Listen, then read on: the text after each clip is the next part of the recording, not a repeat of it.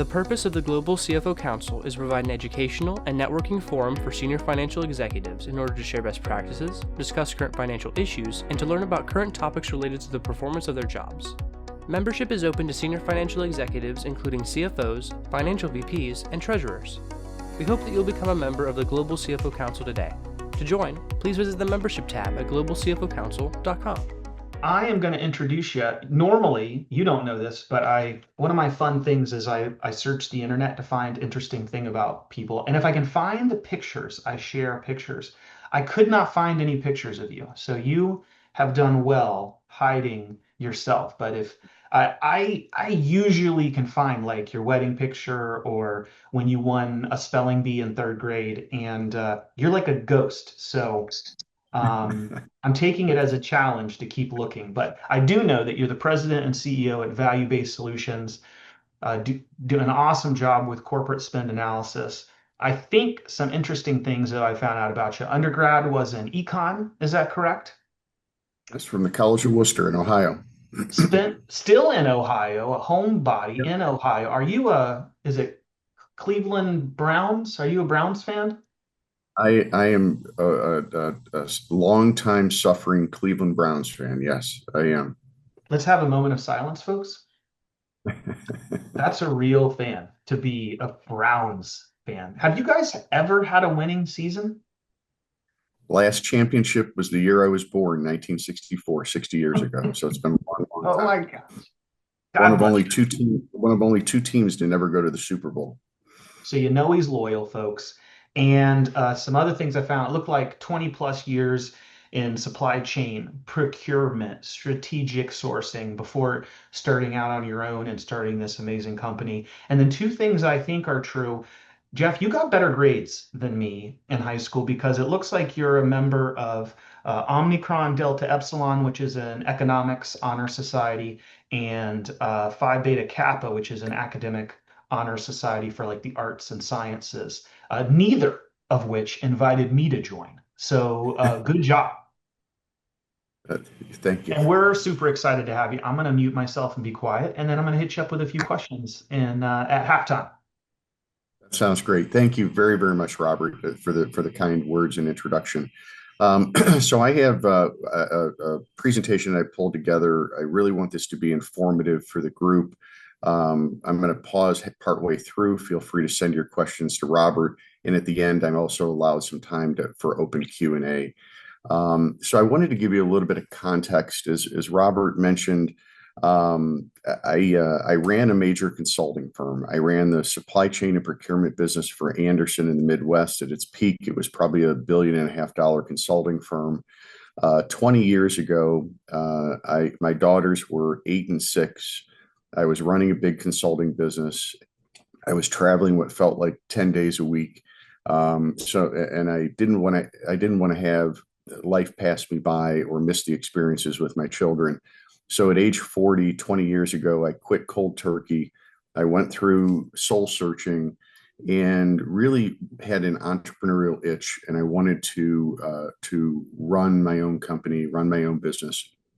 So I inventoried. My background was supply chain and procurement on the consulting side. And so I inventoried. I used to run trend and discussions for my clients years ago. And one of the things that we found was the hypothesis of value was companies don't spend enough time managing SG&A expenses. They have procurement resources that focus on direct materials or raw materials or things that are on the bill of material. But SG&A expenses are spread like peanut butter across functional departments, pushed down to mid-level managers across different locations. And they have very, very good intentions, but they're busy running the business. So from day one, I created a service offering that does 100% contingent cost takeout targeting SG&A expenses. And what you see on this page, it gives you an illustration of that.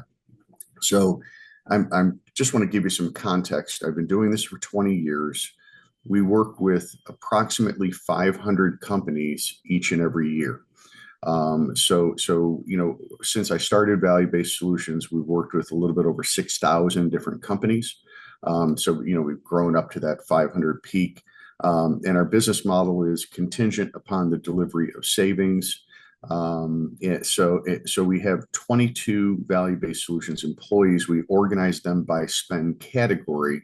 So we have one person that just does waste management, one person that just does uniforms and mats, all the way down to coffee and water. I've been really fortunate in 20 years to not have a single unplanned turnover. So we have a really cool team. I get excited about SG&A or indirect spend and expenses. I just wanted to give you a little bit of backdrop of kind of who value-based solutions is, and at least some context of the number of data points that we have and the number of companies that we've worked with. So what I wanted to do today was just kind of share what do we see as the current state and what are some of the things that are happening in the market today. It's interesting. We have an entire generation of leaders who are running companies right now who have really never led through inflationary times.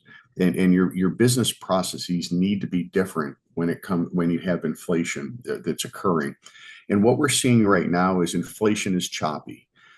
It just depends on the spend category and some of the dynamics that are going on. As an example, the U.S. gets most of our hardwoods from Canada. But with the tension going on between, it's tough to source pallets sometimes right now. And the markets are, and what happens when you get into choppy inflationary markets is if prices go up, the vendors reach out immediately and push through the price increases. But if markets soften and go down, they don't proactively reach out and tell you, oh, by the way, I can cut your price by 30% because the market just changed. So a lot of choppy inflation going on. It varies by category.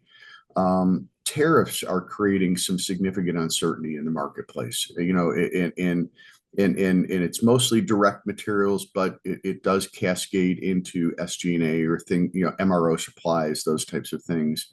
And one of the things you'll see, or we're seeing in the market, is inflation and uncertainty tend to snowball and kind of, just gains momentum, and inflation breeds more inflation. It's more almost a state of mind. So what we're seeing in the market right now is all vendors in your footprint from an SG&A standpoint, for the first time in a long time, have the ability to try and push through price increases, and they are taking full advantage of that. The result is, and the problem with this is the same people who own the SG&A expenses at most of your companies are also trying to run the business, and they don't have a full-time capabilities or availability to try and combat. So the pricing is not a once a year exercise where you can kind of fight that off. It's every order, every day, every week, every month.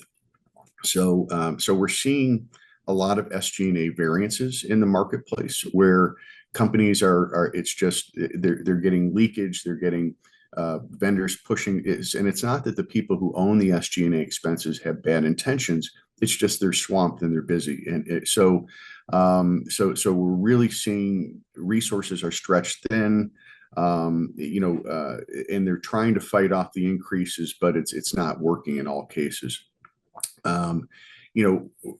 Organizations really need to think about their procurement processes. You need to be investing more heavily in procurement resources in these types of times. And the companies who actually can raise their own prices while simultaneously combating and fending off some of the price increases and try to avoid taking those on are the ones who are actually going to win in the long run. So that's kind of a general state of what we're seeing. I can go very, very deep on topics if there's questions about this, but I just wanted to kind of set the state of this is what you're probably experiencing today to some degree across different markets. And by the way, we work across all different industries. So we work with manufacturing companies, distribution companies, service companies, SaaS-based software companies. you name it, professional service organizations, et cetera. So what I've put together is some ideas to share with you collectively. And what I'm trying to do is kind of pay it forward with some good ideas in terms of, okay, if you buy into the hypotheses of there's a lot of stress and inflation and strain on your resources, what are some things that you can potentially do and what are some good ideas?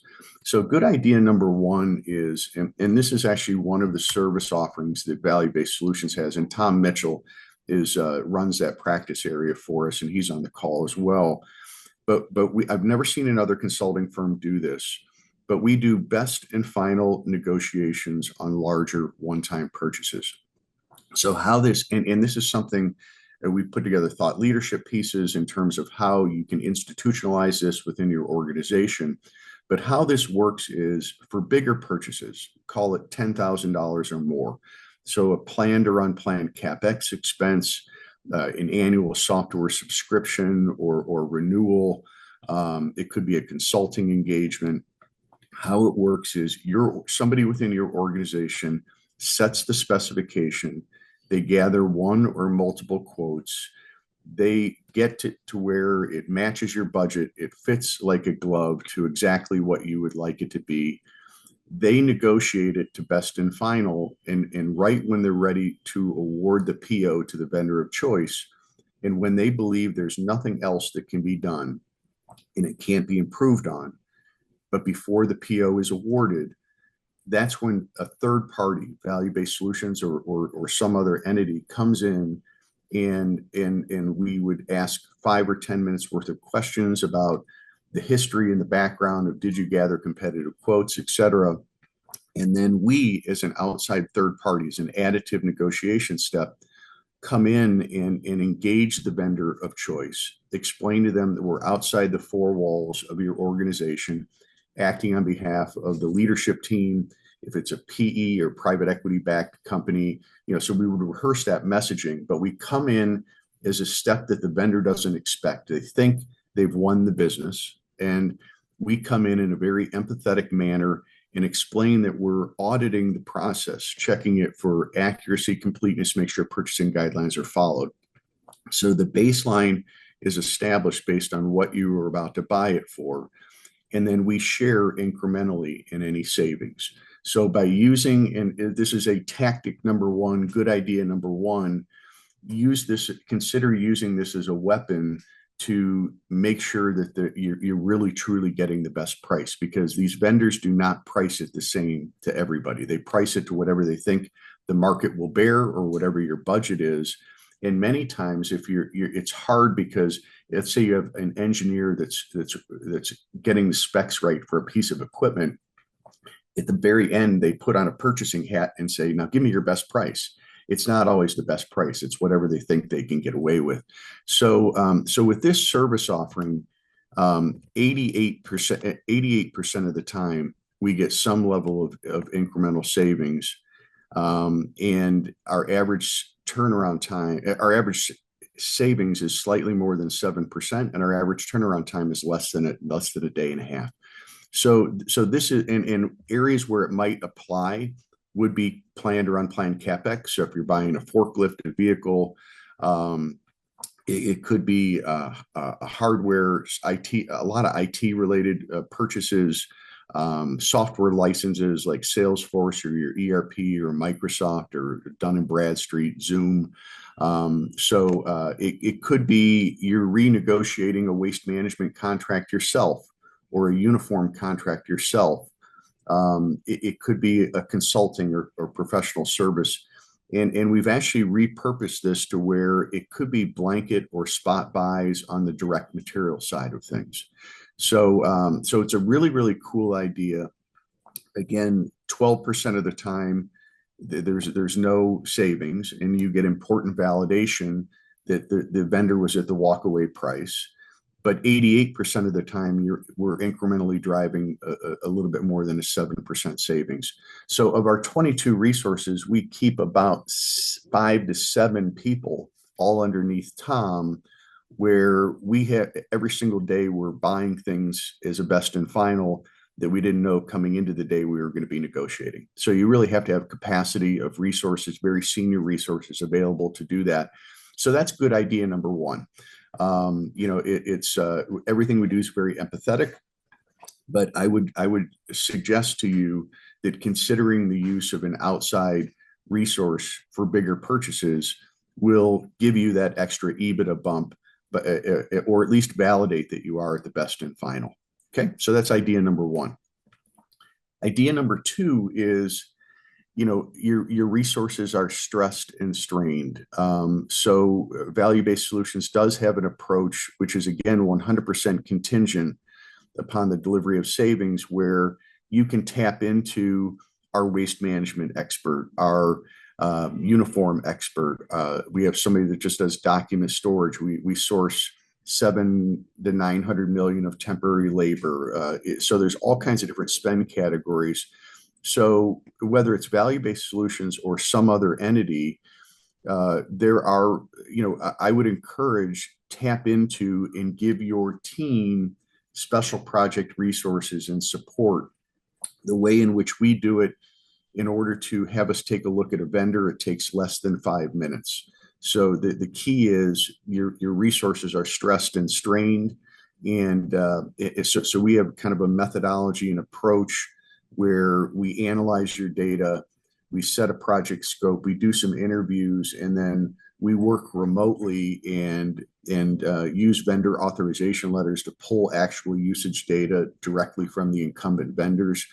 And we literally can source every vendor across every SG&A expense category for a company within 5 months or less. So idea number two is, whether it's value-based solutions or somebody else, there are experts out there, and you need to figure out, you either need to be hiring more resources on the procurement side yourself and adding costs to your organization, or tapping into organizations like ourselves to help drive out cost. Now, again, our business model is 100% contingent upon the delivery of savings. We're actually working harder and making less money than we have, just because it's a really tough market to drive up, but we're still being successful.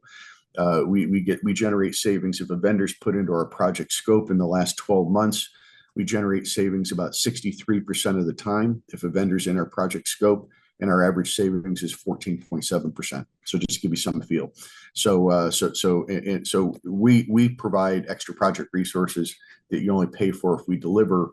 So it's a nice alternative. So, but idea number two, you really need to be thinking about how can you support your team, and in the absence of doing that, you're going to have those SG&A variances that we talked about earlier. Good idea. So I shared some of the results that we typically have. Good idea number three is, I'm going to go through a series of topics now. So each spend profile of organizations is a little bit different. So we are constantly in the market, either building capabilities ourselves or finding people that are doing some very, very unique things in the marketplace. And I'm a big believer in trust and verify, and I'm a strong believer in benchmarks. So I'm going to throw a couple ideas at you. We can do Q&A on any of these topics, but topic number one is small parcel. So UPS and FedEx are acting as an oligopoly, trying to price fix. And one of the key things that I believe you should be doing on the small parcel side is gaining access to your data and understanding what you have. So we help companies source small parcel, but we don't charge for it. So it's a long story. So this is stuff we do for free. So we surveyed the market of who the best consulting firms are to do small parcel. And I made a business decision about 10 years ago. UPS and FedEx, if you're a third party, they make you sign a document where they can sue you for $1 million for no reason at all. So I decided to get out of that business even though we're very capable at sourcing small parcel. And what I do is I suggest to my clients solutions that might help them.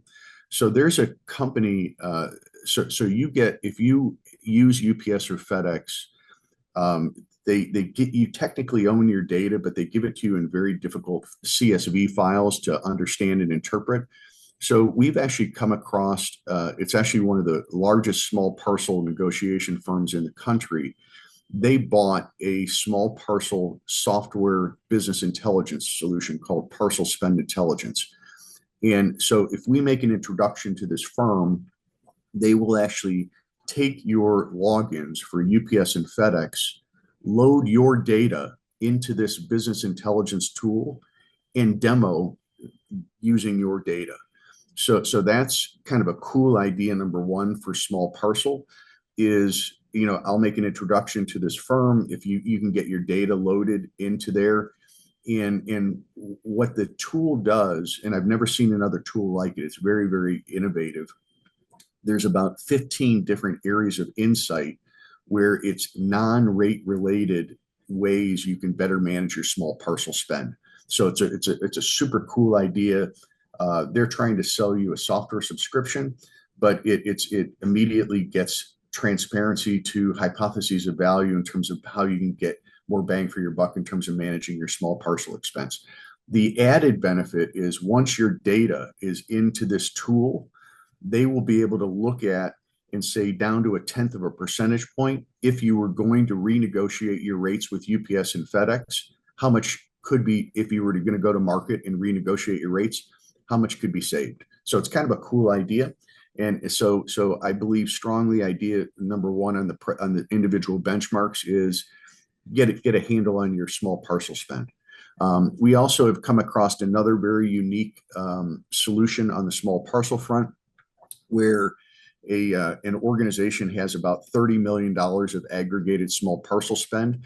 And even if you're a small user of small parcel with UPS or FedEx, they actually have a label program where you can actually tap into and take advantage of their $30 million buying power if you have 30,000 in small parcel spend. So it's another cool idea related to small parcel. Those are two different solutions, but we would direct you to. But small parcel, it's actually a really good time to be looking at that right now. So that's idea number one. On truckload and less than truckload, we do benchmarking. I believe, so we'll do for organizations that have at least $500,000 in logistics spend with truckload or less than truckload. We will do we work with a 4PL and who has about $400 million of aggregated truckload and less than truckload spend. And they will actually benchmark your current rates and come back to you with the market assessment and analysis of this is how much you're overpaying, or whether or validate that you are paying world-class rates today on both truckload and less than truckload. So benchmarking in those spend categories, we use some very, very unique assets to understand, can your rates be improved on? Utilities is one where, as a CFO, you probably get a call once a week or twice a week from somebody who wants to get your utility bill. And benchmark and do great work for you. Half the time, those are sales agents for a biased, utility vendor trying to get you to send their invoice so they can beat it a little bit and sign you up as in regulated or deregulated states for natural gas and electricity. This is another one where we don't charge our clients. We have actually created a solution where we have a group of objective utility brokers in regulated and deregulated states all across the country. And we will actually, what we do is we keep the utility brokers honest and keep their margins razor thin. They also have sophisticated capabilities. If you have over 1 million kilowatts, they can do hedging. So this is something where, as a service to our clients on the utility front, we will provide a solution that gets them the best rates and the best solution from a utility, and we don't charge our clients for that. That's just something I don't know how to do a contingent cost takeout model tied to the price of natural gas and electricity. So this is a benchmark we do for our clients for free, and they really enjoy that quite a bit. On the far bottom left-hand side, it's a great time to be. So in general, I'm not a huge fan of buying groups. Buying groups get you good but never great pricing. But during inflationary times, buying groups are more relevant because the buying groups will have caps on the maximum number of increases that can be pushed through. So when the U.S. government was, through the pandemic relief, was spending money, I knew we were eventually going to have inflation pretty quickly on the tail follow-up of that. So I signed NDAs with some of the largest buying groups in North America, and they all have MRO supplies. They all have contracts with Fastenal and Grainger, et cetera. So we actually know that we found a group that has the best contract with Fastenal and the best contract with Grainger.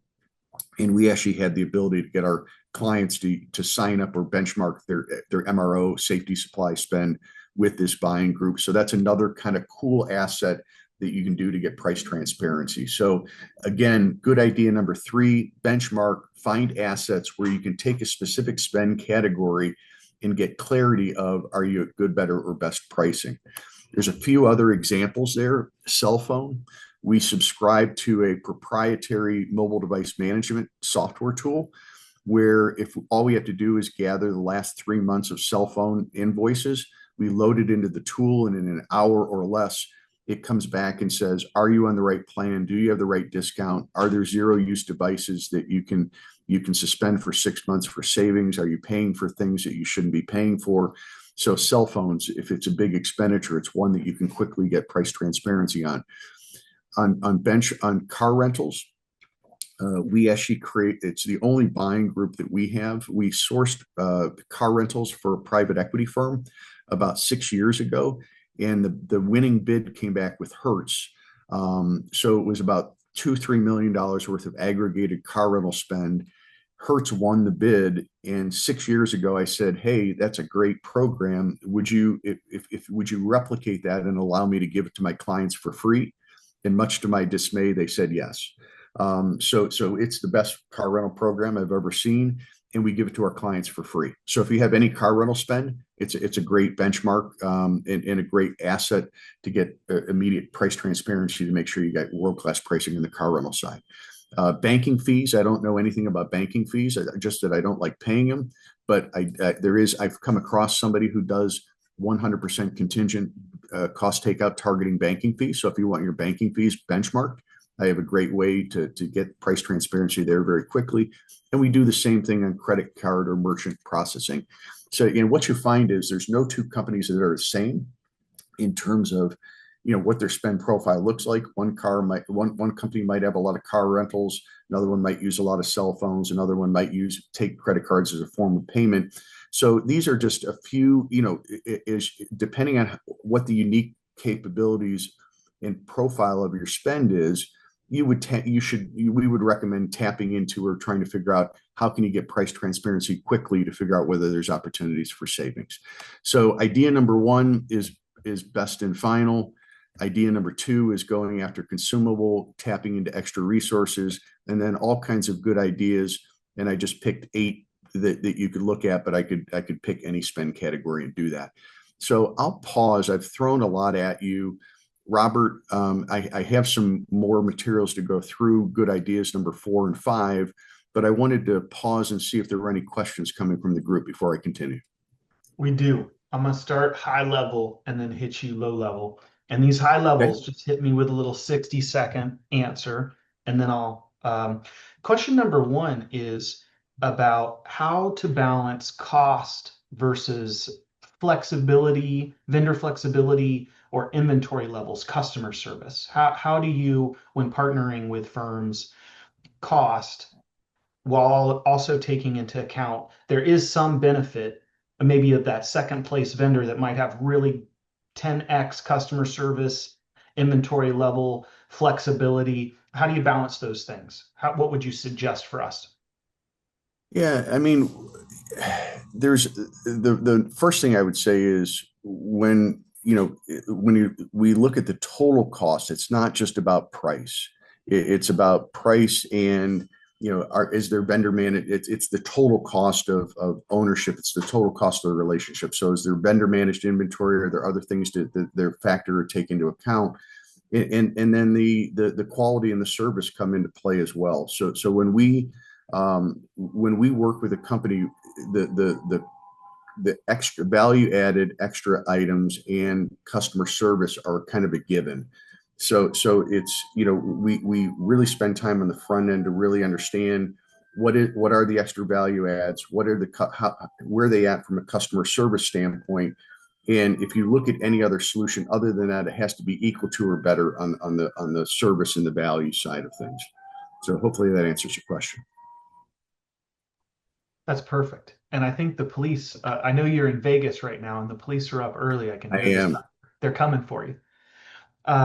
Question number 2 is, this is a personal one. I was thinking about how to best partner with my internal team members when kicking off a project like this. How do we work with IT ops, marketing, etc., so that they see this as a benefit and that I'm doing this with them and not to them? How do you partner? The CFO is like, oh my gosh, I love Jeff's presentation. I want to bring in Jeff and the team.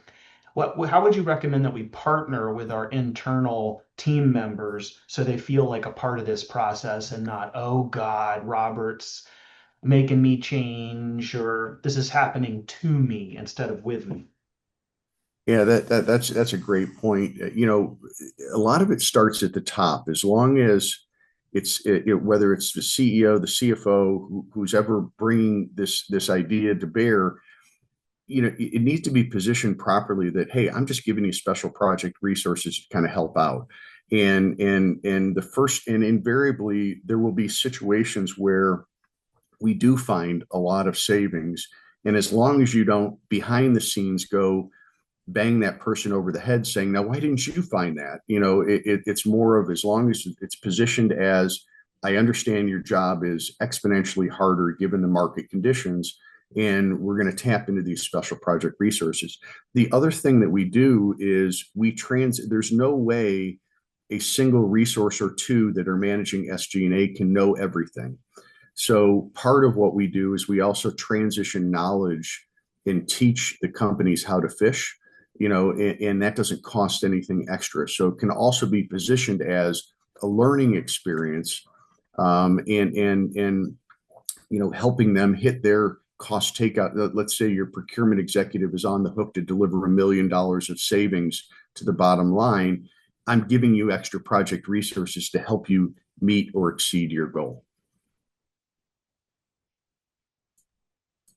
Question number 3 is, I'm going to try to phrase this right. I think I understand the heart of the question is, some employees don't want to change. It could be because of a business relationship or a non-cost related perk. I'm thinking of examples like, I have somebody who's on an advisory board of that software company, or is a power user and a speaker at a conference. They might not like the fact that Jeff and Robert find out that something else would be wildly cheaper. How do you, when you hit those kind of roadblocks, when you realize, oh, wow, okay, it's somebody's making a decision that isn't cost based, it's not in the best interest of the organization, it's in the best interest of this person, but maybe they're a decision maker in this process. Jeff, how do you recommend we navigate that kind of situation? Yeah, there are a lot of sacred cows when it comes to expenses. Now, it could be a situation where a vendor is also a customer, or I mean, that happens sometimes. So there are, but more and more what we're seeing, because of the tough financial situations that are out there, from the top, organizations are saying, hey, we want to challenge these. If there's a sacred cow, let's at least know that it's a sacred cow and why that is the case. So you can have very meaningful relationships But you shouldn't be paying extra just because. And there are situations where we do uncover fraud, even that happens. So, normally when, a business owner or a vendor relationship is fighting it, or a vendor appears that they're being coached behind the scenes, that don't work, or we find that somebody's paying twice as much as they should for a given product or service, where there's smoke, sometimes there's fire, sometimes, and that's where using an outside third party, kind of flushes some of those things out. But there are clearly situations where if it is a sacred cow, there are valid reasons sometimes to have those, but at least know that's the case, and kind of a formal process can kind of call that out. Back to a couple slides ago, you were speaking about the best and final, and a question popped up around that slide was, some vendors will use timeliness or deadlines as a tactic. So how do you navigate that? How do you come in as the best and final negotiator when the other side of the table, the salesperson, is also a trained professional who's trying to put a deadline out there that's very short, but you still want to do that best and final? How do you handle that, Jeff? Yep. Yeah, I mean, and those are classic for when it comes to a software renewal, like your ERP maintenance, where they'll wait to the last minute to remind you that your thing is due. They know you aren't going to rip and replace your ERP software, your Salesforce, just to save money on your maintenance, but they'll wait to the last minute and then jam you with the maximum increase. What we do for our clients on the renewals, on the subscriptions, the software maintenance, is we actually build out Gantt charts, of when do these renewals come due, and then 2 or 3 months in advance of a renewal coming due, we proactively remind our clients, hey, this software renewal is coming due. Let's get in front of this. Let's ask for the renewal so that we can do the proper best and final negotiation, so we don't get jammed at the last minute.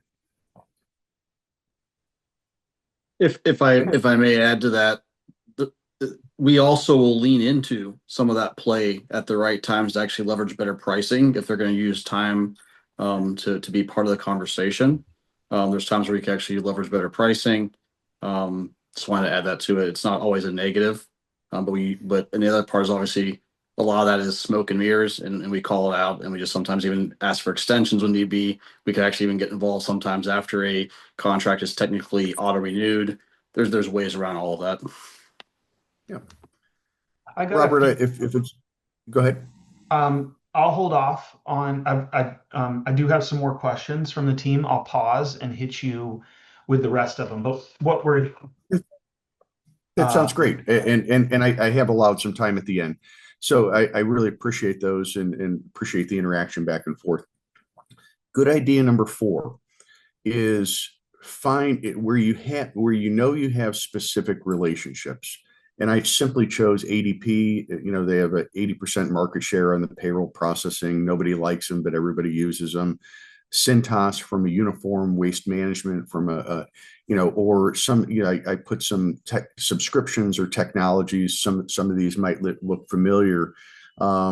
Somehow finding a way to tap into expertise that is vendor specific. So as an example, ADP, we have somebody on our team that negotiates with ADP 80 to 100 times a year. We know there's 5 ADP regions. There's finance director in each one of the regions. There's a pricing coordinator that sits to the right of the finance director and makes all the pricing decisions. And we see, hundreds and hundreds of data points, and we know, but ultimately it comes down to a cost per person, per paycheck, per pay period. And we look at it and see it between $1.10 and $12 a check. It's crazy. So we see all the data points.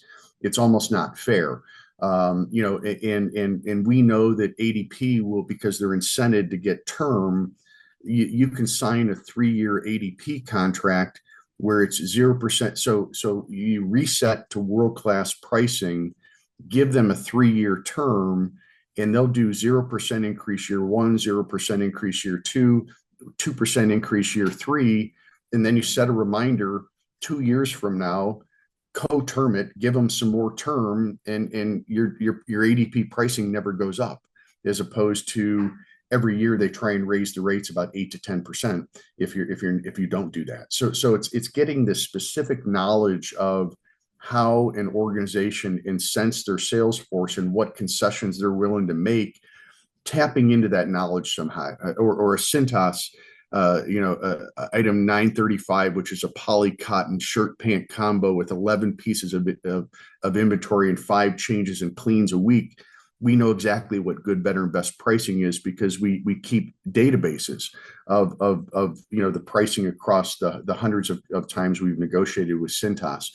So whether it's a technology or software or a specific vendor, finding ways to tap into that expertise when you're doing the renegotiation, that's another real good tactic or good idea to consider. Last is Jeff, if I could add for 2 seconds, tying back to the question about how to roll out to a group in the company when there's concern of talking to their vendors or feeling like you're stepping on their toes or calling them out. That's a good example when we're talking about the number of reps that we get with an ADP or Cintas and so forth. It's not that we're any smarter. We just see more data points. So why not tap into the data points, as Jeff alluded to earlier? Yep. Thank you, Tom. There's the last good idea is game changers. So we're constantly out there looking for cool and innovative approaches. We don't do benefits. We're not a licensed insurance broker, but because we work with so many different companies, I'm out there looking for great ideas. I believe the insurance brokerage business is one of the most inefficient markets out there. It's like a 3-legged stool, and the 3 legs are the clients, the carriers, and the insurance brokers. And brokers try and balance those things, but they're beholden to the carriers and they want to be profitable themselves. So the customers end up being on the short end of the stick. So I have always been Switzerland. Until about a year ago, I've been Switzerland when it comes to benefits, because they're all relationship oriented, and the conversation is, well, insurance rates are going up 8 to 12% this year. Good news is I got you at 9, and so the markets are just skyrocketing. I met an individual who runs it's a direct report to the CEO of Hub International, and they are doing something totally different. So they're running a business within a business where this individual has created about 50 different unique and proprietary solutions that goes after the cost of claims. So basically, where I'm introducing this individual, instead of rates going up 8 to 12% on the healthcare, they're actually rolling back pricing 20 to 30%. They don't take brokerage fee commissions. So on the benefit insurance, that's what I would consider a game changer. Take a 30-minute meeting, understand what's the different mousetrap, how are they doing it? So we're out there looking for cool things and cool ideas. So we have a game changer on the benefit side, and I would do anything to support it, because this individual is really driving a lot of savings at my clients, and then they like me better because of that. On the tax credit side of things, I believe in paying taxes, but paying your fair share of taxes. There's a very, very unique solution called RYZE, RYZE, that was bought by HR Logics. And what they've done is they've built a proprietary database of 3,000 every single one of the federal, state, and local taxes that are available in the country. And what they will do if we introduce them is run an opportunity analysis for your organization based on the locations that you are in. And they will come back and say, given where your geographic footprint is and your approximate number of employees, here's the laundry list of all the federal, state, and local taxes that are potentially available. And then and some of them are just forward looking, but some of them you can go backwards, upwards of 3 to 5 years and go get them. And then they will actually go get those credits for you and take a percentage of what they get. And they save. So to me, that's a game changer where, hey, can we free up some cash in a different way? So when you think about your overall spend profile, no two companies are the same, but we're constantly looking at where do you spend money, and then based on the composition of your profile, we'll introduce cool ideas to you. So that's kind of what we do. Lastly, partner with game changers on the cost takeout. That would be value-based solutions. We really not just look at what we do, but we will frame other ideas that might be done, we might do for free, or other introductions that we would make to help you manage and reduce your cost in other areas. Now, one thing that we are willing to do, if you wanted to engage with value-based solutions, is we are willing to analyze your data on a no cost, no obligation basis. So this is an offer that I would throw out to this group. What we basically do is we take check register, ACH, or procurement card data. And so data that you can generate in an hour or less. It can be from one or multiple systems. And then over a 30-day period, we transform that into a customized spend analysis that paints the picture and a roadmap of a wide variety of different cost takeout and savings ideas. We should charge for that activity. We don't. It's something we're willing to do as an investment to get to know you a little bit better. So and there's nobody out there that does this. It's really, really cool, the executive presentation that comes out of it. So that would be, if you were ever interested in understanding what does your profile look like, what are some cool ideas, and what's some hypotheses of value that you might go after. That's something we're willing to do. And this is an example of the data. To make it even further, one of the things that, and this is an incentive that I asked Robert if I could do, I really believe in conscious capitalism. So ever since the inception of our business, I basically take 10% of the profitability of our business and I contribute it to nonprofit and charity causes that are important to my clients or my employees or my family. So I do all three of them, but more than half of that goes to causes that are important for my clients. So one is a special bonus. If you're interested coming out of this would be a call to action. I'll contribute $100 to $250 to your favorite charity, and all you have to do is allow me to analyze your data for free to help you. So that is that's a way of paying it forward. It's just I love this council that Robert has put together, and I'm willing to put our money where our mouth is and I'd be excited. I really enjoy learning about causes that are important to my clients. So that's really the final call to action. And I just wanted to open it up to, I have 9 minutes left. We can open it up to any questions. I know we have a hard stop here coming up. I'm going to hit you up in 9 questions in 9 minutes. Number one is, let's go over the fee, how the fee might work with a super simple example. Say like $100 item that you save $10 on. What fee would Jeff get? What savings does the company keep? Yep. And then if the answer is different, recurring versus non-recurring. It is. So great question. So we get paid on true purchase price variance times true usage. So if you used to pay $10, we negotiate it to $8, and your consumption $0, you don't owe us anything. So it's a very practical, very pragmatic. The other thing that we do before I get into the exact fee is we give 100% of the authority to our clients to sign off on the benefits. If you don't agree to a savings, you don't have to pay us. So that's very unique, and it's actually even in our legal document. So that's also important to understand. The fee structure is different on the best and final. It is so you're passing it to us when you're ready to buy. So anything we find is incremental savings. That one, the more we save, the more you get to keep. So it's between 50 and 25%. It's a sliding scale.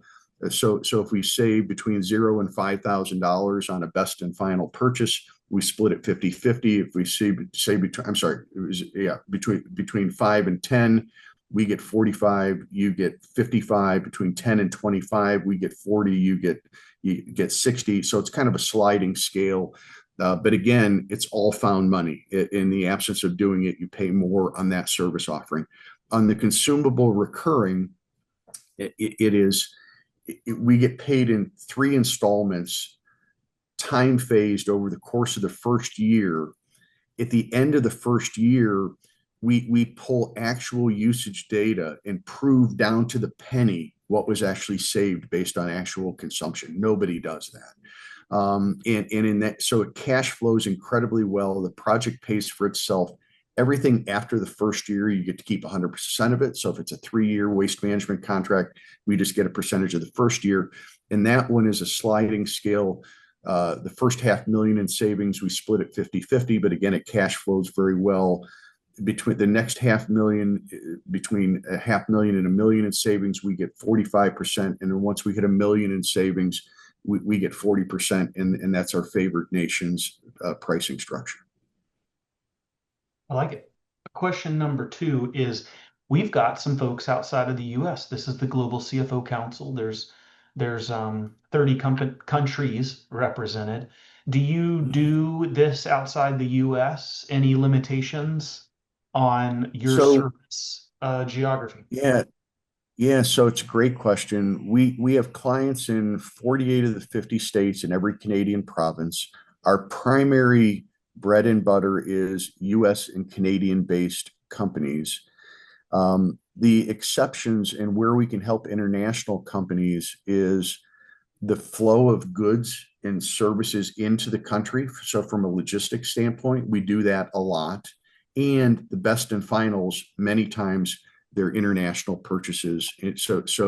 But the indirect spend markets on office supplies in Germany versus France versus China, it's different. The markets are totally different. So we try and be laser focused and be better at what we do than anybody. And that's why we focus on the US and Canada predominantly. So we can help a little bit internationally, but it's mostly US and North American based companies.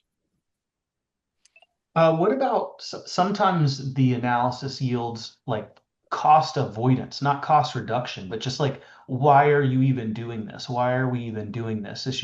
We should be spending 0.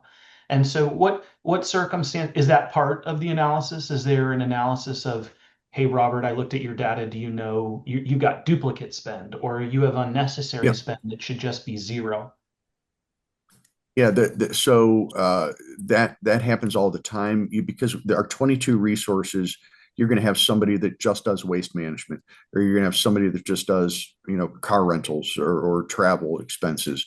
So with them, they will bring better practices on the demand management and say, hey, here's ways you can stop doing, or you have redundant spend and you can eliminate and get rid of that. And in most cases, we don't even charge for that. But you're dealing with a category expert who knows it inside and out. And there's certain spend categories where you're like document storage and destruction. There's a lot of times, hey, change your policies to change, your costs, those types of things. But you're dealing with somebody that's all they do. They wake up every day and they think about those spend categories. We work with clients that have acquired multiple companies, and over time, there's more vendors in a category that needs to be, and there needs to be consolidation and things of that nature. That's a daily activity.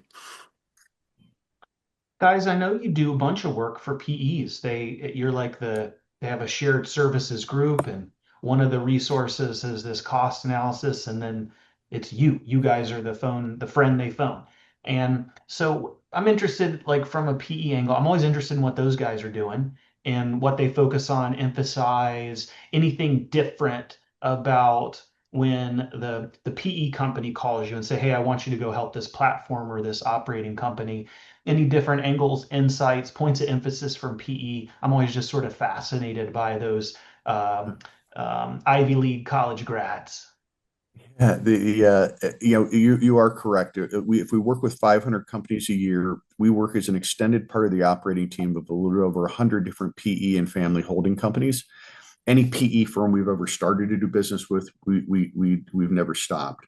So we don't have a single business developer in our entire company. So we work with 500 companies each and every year, and we don't have any sales folks. We get all of our work through word of mouth. The only marketing we do is we go to ACG events.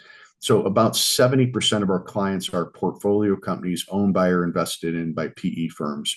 So the operating partners, I mean, they're trying to figure out any angle there. And the challenge we have is once we work with a client, if we're fortunate enough to do the spend analysis and do a cost takeout project, we're done. We put ourselves out of business each and every client we work with. So unless you're very acquisitive or you grow organically, I'm going to teach you how to fish, save you money, and move on to the next company. So PE firms, might have 20 platform companies. So we go all the way through each and every one of their portfolio companies, kind of helping and assisting. We actually have a very cool way of reporting EBITDA improvement, not only 1 year, but multi-year. So PE firms use our work at time of exit to get multiples on the improved profitability as a result. So the project not only pays for itself, but they're getting tremendous enterprise value. So there's a lot of cool things we do from a reporting standpoint. But yeah, we work with a lot of PE firms, and they are under a lot of pressure right now from a cost containment standpoint, and they're seeing that SG&A leakage, and that's where we come in. The only thing we do different for PE than an individual company is we will also look to put programs together that aggregate their spend across their portfolio companies. So pooled purchasing programs, we'll manage some of those for them as well. That's the only thing we do different as opposed to an individual company. Jeff, this was awesome. I love it. This is fantastic. I'm going to wrap up here in 60 seconds. This was great job. I learned a ton. We had a bunch of questions I didn't get to, bunch of great participation. So thank you to the members. Some free advice, Jeff, is that I think you should call back all your old clients from 5 years ago or before, because I bet every executive is left and everything is all messed up again. Every manager's left. The guy who you told what to do, he retired, she retired.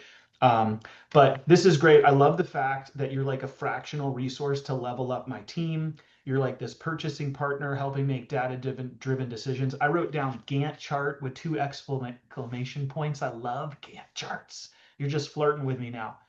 This was awesome. I'm going to post something on LinkedIn about this and say, Jeff is fantastic. He was an honors college graduate. And please give me a like, a comment, and a reshare on LinkedIn. I'm going to email the presentation, the recording of this event, and contact info for Jeff and Tom and the rest of the team. Please reach out. Don't assume that your staff members have any of this knowledge, skill, or desire to negotiate best possible pricing. They're technical experts, or they're just a person doing a job.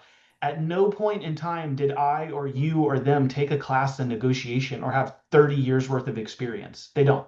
Don't think they do, because they don't. And I love the idea that we got a partner we could call up and ask the right questions and help us and support us. And I thought one way to make everybody want to do this is incentivizing, not just positive words of affirmation, but make it part of their bonus, give them a spot bonus for helping Rob, me, and Jeff find cost savings so that they want to help. They're going to start volunteering information if they get to share in some of this savings with a little spot bonus. People like that kind of stuff. And sometimes it doesn't take a ton of money. Sometimes a little bit of money means a lot to a person. So a little bit of walking around money in the pocket is always nice for all team members. So I'm over. This was awesome. Jeff, Tom, the whole team, thank you all very much. And I hope everyone has an awesome day. Goodbye.